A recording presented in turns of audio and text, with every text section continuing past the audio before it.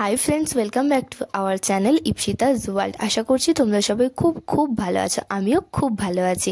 আমার চ্যানেলে নতুন একটা ভিডিওতে তোমাদেরকে অনেক স্বাগত। ডিসেম্বর মাস আসলে যে আমার মনটা ঘুরুঘুরু করে, এটা তো তোমাদেরকে আগেই বলেছিলাম। তাই আমরা চারজনে মিলে, আমি, দিদি, জামাইবাবু আর গৌরব, চারজনে মিলে হঠাৎ করে প্ল্যান করে বেরিয়ে পড়েছিলাম মুর্শিদাবাদ।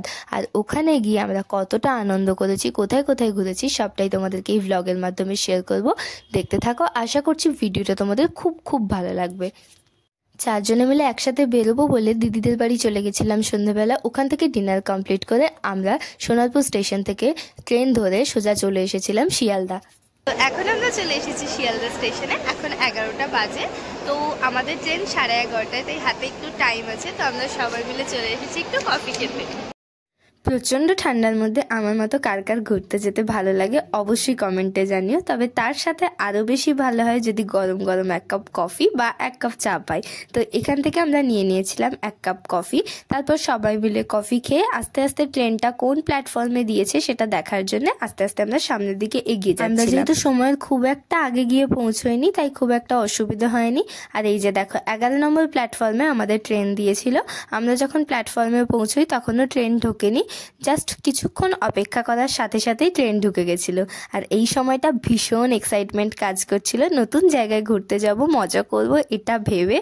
আর এই যে দেখো, অপেক্ষা করতে করতে ট্রেনও প্ল্যাটফর্মে ঢুকে গেছে। তারপর আমরা আমাদের নিজেদের সিটটা খুঁজে নিয়ে বসে পড়েছিলাম।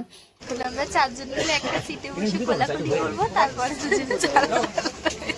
রাতে ট্রেনে একটা লম্বা ঘুম দিয়ে ফাইনালি ভোর 4:30টায় আমরা মুর্শিদাবাদ স্টেশনে রিচ করে গেছি। সকাল 4:30টায় আমরা পৌঁছে গেছি মুর্শিদাবাদ স্টেশনে। প্রচণ্ড ঠান্ডা, আমাদের ওখানকার থেকে ঠান্ডাটা এখানে অনেক বেশি। আর দেখো, প্ল্যাটফর্ম পুরো ফাঁকা, অল্প কিছু লোকজন। ভোরবেলায় আমরা ট্রেন থেকে নেমেছি, খুব ভালো লাগছে।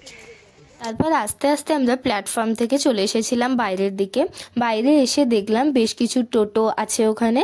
তো ওখানেই একজন দাদার সাথে আমরা একটু কথা বলে নিয়েছিলাম যে কোথায় কিভাবে আমরা ঘুরতে যেতে পারবো পরদিন।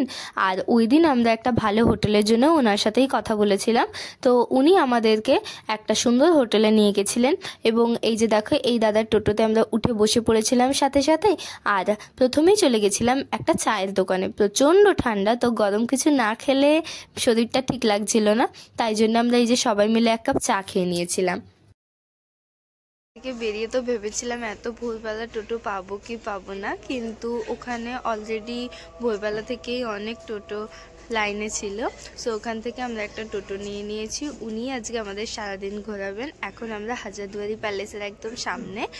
চাটা খেয়ে নিয়ে আমরা সবাই মিলে চলে এসেছিলাম এই হোটেলটাতে। তো হোটেলের ভেতরে গিয়ে দেখলাম হোটেলটা যথেষ্ট সুন্দর সাজানো গোছানো এবং সব কিছুই একদম ওকে ছিল, কোনো প্রবলেম ছিল না। তো এই যে দেখো, এটা ছিল আমাদের রুম। আমার তো খুব ভালো লেগেছে, স্পেশালি এই ব্যালকনি থেকে বাইরের ভিউটা জাস্ট অসাধারণ ছিল। তো এবার আমরা একটু ফ্রেশ হব, তারপর আমরা সারা দিনের জন্য ঘুরতে বেরোবো। তো আশা করছি ভিডিওটা তোমাদের খুব ভালো লাগবে। ভিডিওটা ভালো লাগলে like, comment, share and subscribe করে দিও। আর নেক্সট দিন আমরা কোথায় ঘুরেছি সেটা নেক্সট পার্টে শেয়ার করব। অবশ্যই সেটার জন্য ওয়েট করো।